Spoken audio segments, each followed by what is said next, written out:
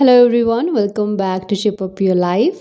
आज एक बार फिर से मैंने एक बहुत ही सेंसिटिव सा टॉपिक चूज़ कर लिया है और इस वीडियो को देखने वाले हर शख्स के ओपिनियन और उनके कमेंट्स की मैं रिस्पेक्ट करूँगी, क्योंकि किसी भी चीज़ के बारे में सबका पॉइंट ऑफ व्यू डिफरेंट और उनके नज़रिए से सही भी होता है। तो आप मुझसे कितना एग्री करोगे कितना नहीं, ये सोच के मैं ये वीडियो नहीं बना रही हूँ। मैं हमेशा अपनी सोच और चीज़ों को देखने का अपना नज़रिया शेयर करने की कोशिश करती हूँ। मैं कहीं गलत भी हो सकती हूँ, तो किसी के इमोशंस को हर्ट करना मेरा मोटिव कभी नहीं होता। लाइफ पार्टनर के साथ हमारा रिलेशन हमें एक बेटर पर्सन बनाने में हेल्प करने के लिए होता है, ना कि इसलिए कि वो हमारी पर्सनैलिटी को ही ओवरशैडो कर दे। मोस्ट ऑफ द टाइम हम अपने लाइफ पार्टनर को प्यार करने की बजाय उसे खुश करने की कोशिश करते हैं, और ये एक ऐसी कोशिश है जिसका कहीं कोई एंड नहीं। हाँ, ये बात सही है कि कोई भी रिलेशन सही से काम करे उसके लिए कुछ ज़रूरी कॉम्प्रोमाइज़ करने भी पड़ते हैं, बट आपका रिलेशनशिप खुद एक कॉम्प्रोमाइज़ नहीं होना चाहिए। बेशक दोनों के इंडिविजुअल एफर्ट से ही रिलेशनशिप वर्क करता है, बट इसके लिए खुद को अपने पार्टनर से कम समझने की ज़रूरत बिल्कुल नहीं होती। सो हमेशा अपना एक लेवल बना के रखें ताकि आप अपनी ओरिजिनल पर्सनैलिटी को मेंटेन कर सकें। एक दूसरे के कॉमन इंटरेस्ट के साथ साथ एक दूसरे के डिफरेंसेस को भी रिस्पेक्ट करें। प्यार की कोई बाउंड्रीज नहीं होती, बट इसका मतलब ये नहीं कि वो प्यार आपकी एक्चुअल पर्सनैलिटी को ही ख़त्म कर दे। कोई आपसे क्या चाहता है इससे कुछ फ़र्क नहीं पड़ता, लेकिन वो एक पर्सन जो आपको प्यार करने का दावा करता है और आपकी रिस्पेक्ट करता है, वो आपको अपनी रिक्वायरमेंट या अपनी विश के अकॉर्डिंगली चेंज करना कभी नहीं चाहेगा। वो आपको ऐसे ही एक्सेप्ट करेगा जैसे आप हो। चलिए देखते हैं ऐसी कौन सी चीज़ें हैं जो किसी और के लिए तो क्या, आपको अपने पार्टनर के लिए भी सेक्रीफाइस नहीं करनी चाहिए। So the first point is your other relationships. Life partners अपने आप में एक कंप्लीट रिलेशनशिप है, लेकिन सिर्फ ये दोनों ही एक हैप्पी सोशल लाइफ के लिए काफ़ी नहीं। आपके दूसरे रिलेशनशिप्स भी इक्वली मैटर करते हैं। अगर आपका लाइफ पार्टनर आपके और आपके उन रिलेशंस के बॉन्ड को समझ नहीं सकता, उनकी वैल्यू नहीं कर सकता, तो आप ये कैसे कह सकते हैं कि आपका पार्टनर आपको रिस्पेक्ट करता है। किसी भी नए रिलेशनशिप की स्टार्टिंग का मतलब पुराने रिलेशंस का एंड कभी नहीं होता। अपने हर रिलेशन और आपके उस बॉन्ड के बारे में आपसे बेटर कोई नहीं जानता। सो अपने पार्टनर को इस बॉन्ड को ब्रेक करने की परमिशन कभी ना दें, और अगर कुछ ऐसा हो रहा है तो एक बार अपने इस रिलेशन को फिर से चेक करें। एक हैप्पी कपल बनने के लिए फ्रेंड्स और फैमिली के साथ मिलने के आइडियाज़ एक दूसरे के साथ ओपनली शेयर करते रहें। Second thing is your dreams and your career goals. एक बार फिर से कहूँगी, age is just a number. सपने देखना कभी बंद मत करना। एक छोटी सी सपोर्ट भी बहुत मैटर करती है जब हम अपने ड्रीम्स और अपने करियर का रिगार्ड करते हैं। अपने किसी ड्रीम का पीछा करना आपको अपनी लाइफ में हमेशा अवेयर और एक्टिव रखता है। ज़िंदगी जीने का मकसद देते हैं हमें हमारे सपने।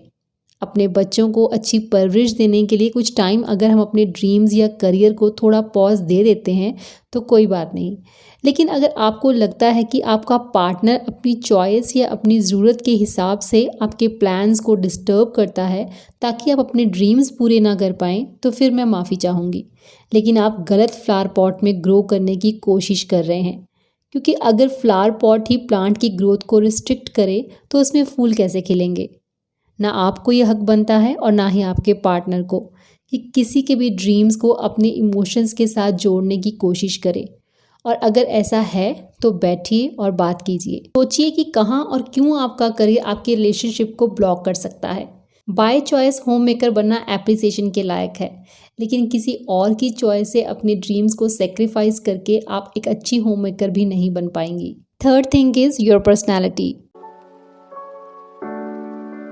हम में से हर एक यूनिक पर्सनालिटी है।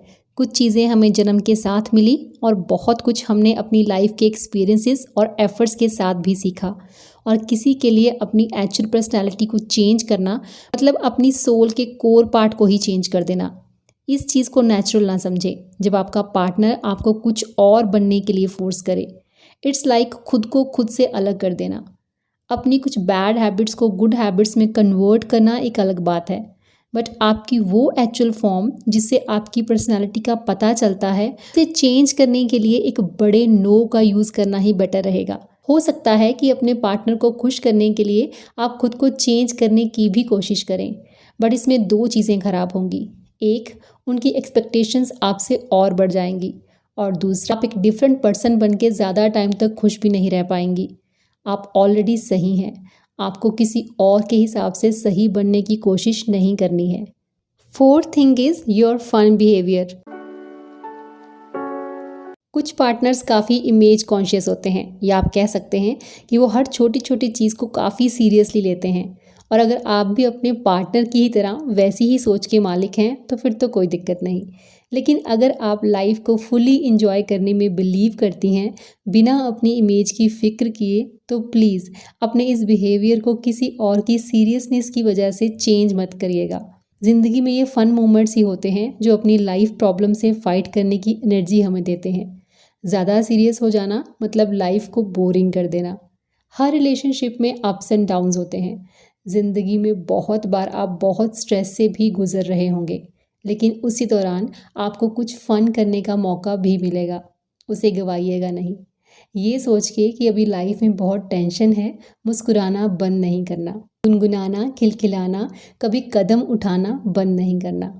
और हो सकता है कि आप और आपके पार्टनर के भी कुछ ऐसे कॉमन इंटरेस्ट हों जिनमें आप दोनों ही फ़न फील करते हों, तो खुद का कुछ टाइम उन एक्टिविटीज़ में एंगेज करें। अपने रिलेशनशिप को एक कॉम्प्रोमाइज़ मत बनाइए, बल्कि वो चीज़ें तलाशने की कोशिश कीजिए जिनमें आप इंजॉय फील करते हों। Fifth point is your beliefs.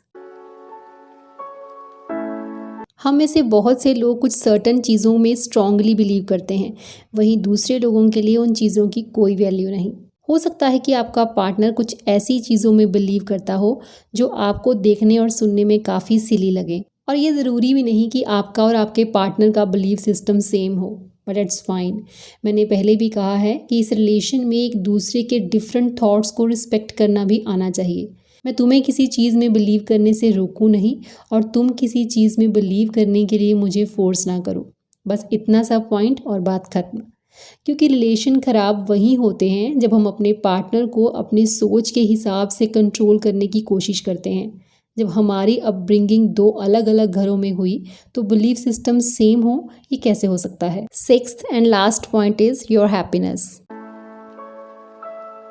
अपनी इस छोटी सी दुनिया में हर पल खुश होने का एक छोटा सा बहाना ढूंढते हैं हम लोग। तो फिर अपने पार्टनर को वो करने के लिए कहना जिससे वो ना खुश हो जाए, हमें खुश कैसे कर सकता है। इस रिलेशन में कंडीशंस को बिल्कुल नहीं लाइए कि तुम मेरे लिए ये करो तो मैं तुम्हारे लिए वो कर दूँ। ये मोल भाव दूसरे किसी और रिलेशन में या बिजनेस में ही अच्छे लगते हैं। अपने पार्टनर को हम खुद चूज़ करें या फिर ये काम हमारे लिए कोई और करे, पर ये रिश्ता प्योर होना चाहिए।